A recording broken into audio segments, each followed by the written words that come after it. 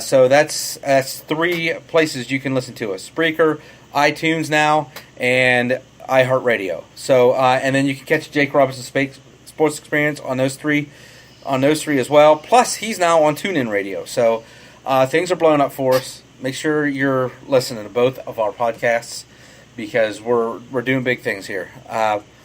But back to, I was talking to him earlier this week, and he asked, where would we rank some of these guys that aren't signed? Guys like Jamie Martinez. I mean, he's a first round pick. But there's guys out there that maybe like the third tier guys. There's a Jason Worth out there. He's 38. We don't know where he's going to go. Mike Moustakas hasn't been signed. There's just so many guys out there. Darvish. Eric Hosmer. Arrieta. Bautista. Jose Bautista's out there. He to me is nothing but a late round flyer now. Yeah. I mean, he's maybe not the latest, like the last few rounds, but like about when like the closers are starting to go. Right. I would take him. Right. And there's just some guys. Houston Street's out there. Here's a guy that could. Oh yeah. So Houston Street, Greg Holland. You have to wait to see where they go. Yeah. I mean, in our league we have holds, so they're pretty much guaranteed to get holds. So I guess you could still draft them even if they don't have a team. But if you're in a league that does not do holds, these guys may be setup men.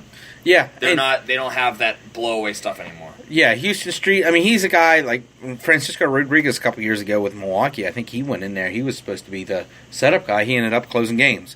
Yeah. Houston Street's guy that could go onto a team. He's only 34. I mean, his career's not done yet. He's a guy that go to a team, closer gets hurt, they call on Houston Street to close games. So those are the type of guys you have to wait until they get signed to see where they go, really. Hosmer is a prime example of a guy that I think is a better baseball player than fantasy guy. Yeah, he's not going to give you the huge numbers. No. I think he's going to go back. Honestly, I think he'll go back to Kansas City. Yeah. But there's these guys who we don't Cameron know. Maben, he's a great source for steals. I picked him up. Like the week before he came back from injury last year, and I picked him up and stashed him on my DL spot, and then he made a surprise start before I could activate him, and he stole 4 bases in one game. I shit you not. I'm pretty sure. I know he went 4 for 4 with like 3 doubles and 4 steals and like that. Jeez. It was insane. He had 33 steals last year, although he only did bat .228, so he's not going to give you great average. But that's not. He's up and down. Looks because the year before that he hit .315. Yeah. So. Wow, he doesn't play a lot of games. He gets hurt a lot. Yeah, that or he doesn't start a lot. Yeah. So there's a lot of guys out there. It's hard to say where I would draft them. I mean, the top tier guys like Arrieta, Darvish, and Moustakas and JD Martinez are all going to be drafted at the regular areas because they're going to go and they're going to get their regular amount of games and they're going to pitch great or they're going to hit great. Carlos Gomez. Gomez is out there. Both Cargos, actually. Yep. Correct? Yep. So Carlos Gonzalez, who had a really bad year last year in Colorado. Following a year where he had a really shitty first half and then, destroyed the second half. Yeah, so... and so that worried me, so I didn't draft him last year, and I'm glad I didn't because he was a bust. Yeah, so... guys like Carlos Gonzalez, he's a guy that I might take in a later round. If he's there. Yeah. People see that name, it's going to be hard for him to... I doubt he'll last to the late. Well, I mean, 2015, he had an MVP-type season, and then he started falling. Well, he had 100 RBIs the next year, but then he fell completely off last year. Yep. So, yeah, they're going to see the name, and they're going to take him. But again, we don't know where he's going to play. Yeah. He's not going to go back to Colorado, I don't think. I don't think they want him back there, unless they sign him and put him at first base. Unless he's ready to play first base. And then where's Reynolds going to play? Oh, Reynolds is a free agent. Free agent? I don't think he's free agent. I think Reynolds is still. No, Reynolds is free agent.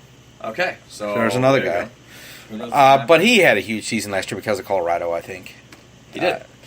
He's not a guy. He's still not a guy that I would take in the middle rounds. Even Mark Reynolds. I don't even know if I would draft him. He might be a free agent pickup. Yeah, well, he's going to get drafted because of the season he had last year. Yeah, but people are going to see that. I would take a late round flyer on him, especially if I didn't have if I was weak at third base, if I didn't get any of the other guys, and my sleeper picks were all gone. Yeah, But I mean, he's a I'd rather guy have that Rafael Devers. I'd rather have Gurriel. Yes. Yeah. Mark Reynolds isn't a guy that he's not going to give you huge numbers unless he's going to give you the power numbers. He's not going to give you the same average he did last year with that big old outfield in Colorado. Yeah. Yep. Unless he goes to Arizona or something. So, I mean, that's pretty much Todd Frazier. We don't know where he's going to go. He's got to give you good power numbers, not a good average. I would probably take him in the later rounds. He wouldn't be... Who?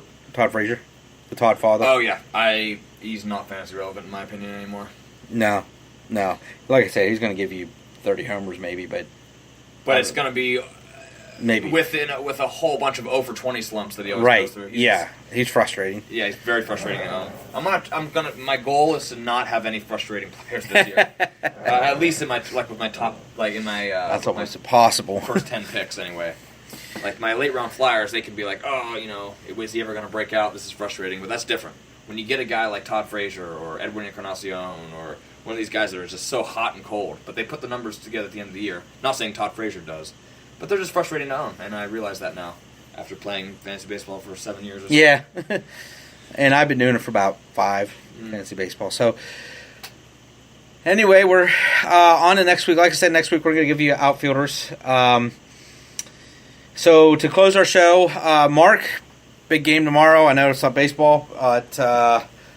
What's your prediction for tomorrow night? Patriots by a little. Patriots by a little. They have Tom Brady. Yep. And I think the Eagles are going to be up in the fourth quarter, and Tom Brady's going to do his thing. That has been so frustrating this year with the Patriots. It looks like the Patriots are going to lose so many big games, and then they just come back in the end. Steelers game, we're big Steelers fans. They did that to the Steelers. I heard an interesting thing, actually, on Fantasy Football today, the other podcast I listened to on CBS Sports.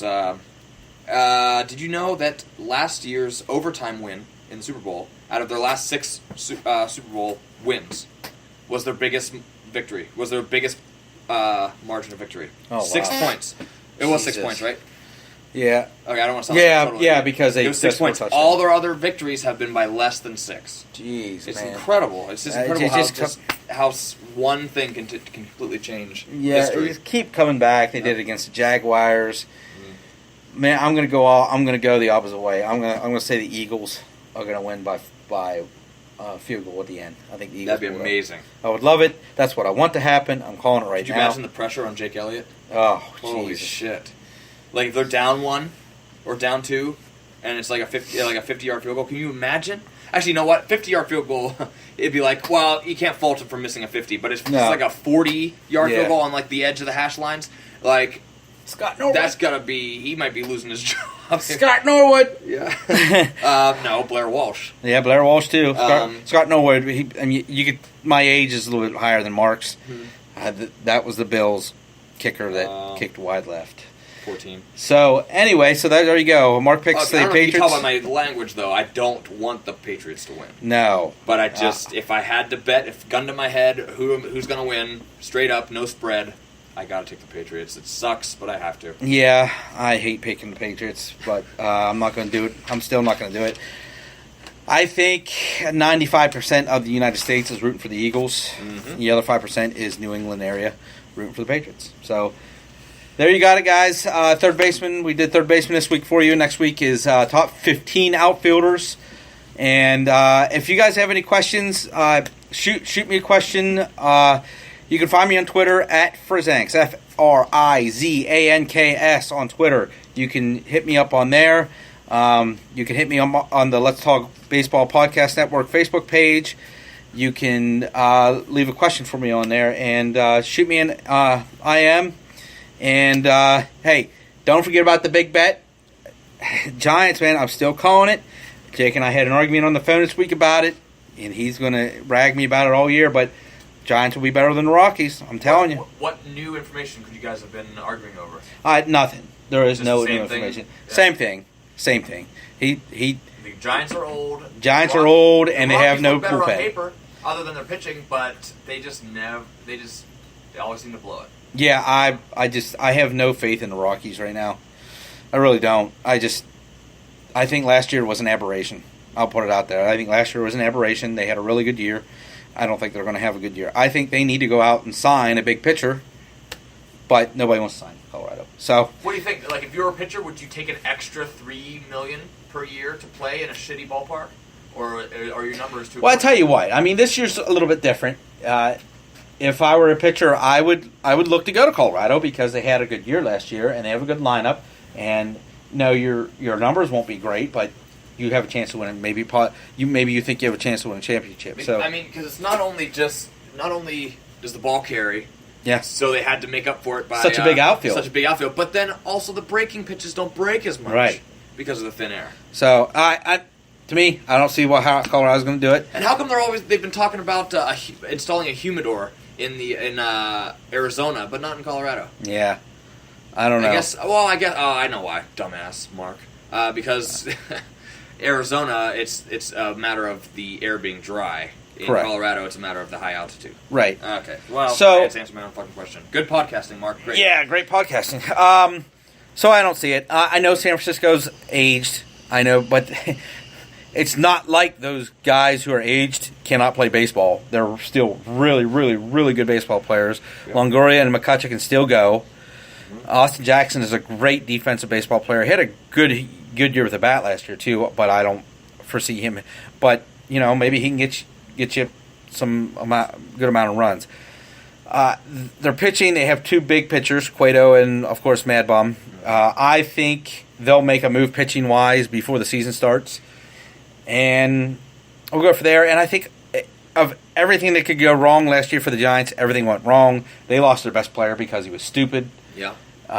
He was it a 4-wheeler he wrecked? I think it was a dirt bike. It was a dirt bike. Something like that. He wrecked, and Madison Bumgarner. Was it his throwing shoulder? I think it was. I think it was. Yeah.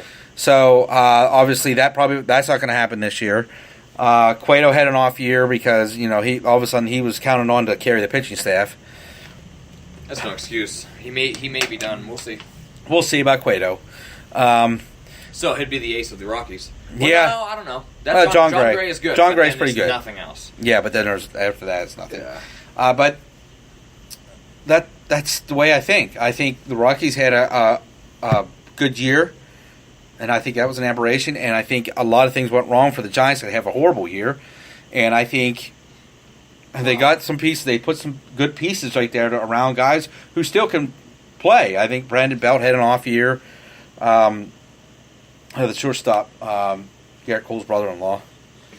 Oh yeah. I think he's going to have a bounce back year. He was in the World Baseball Classic. He was on Team USA. So it's not like they have bad. I think by the season's end, my prediction is that the Rockies finish 1.5 games better than the Giants. I think they're both going to do well, but I think they're going to finish a little bit better than the Giants, and you're going to be in a Speedo, and I'll buy it for you if you want. No, he said he's going to buy it. Oh, he's going to buy it. All right, yeah, and I'm going to buy his lingerie, man. And it's going to be Pittsburgh Steelers lingerie, Jake. You're going to wear that shit. You're going to wear the shit out of it.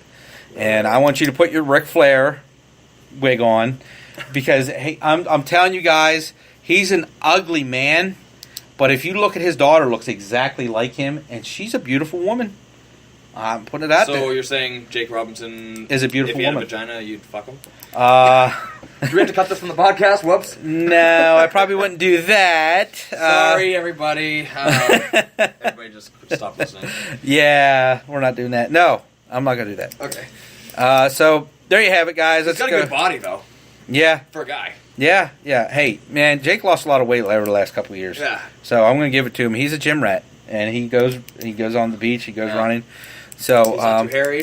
No, he's kind of from the neck down. He's sexy. I'm just laughing. I'm not saying any of that, Jake. So there you got it, guys. Guys, thanks again listening to the Grand Slam with Mikey Franks. Again, here with Mark Hickson, the fantasy baseball champion. Next week we're going to cover top 15 outfielders. Let us know what you thought about our top 10 lists. Drop me a line on Twitter @FrizzAnks.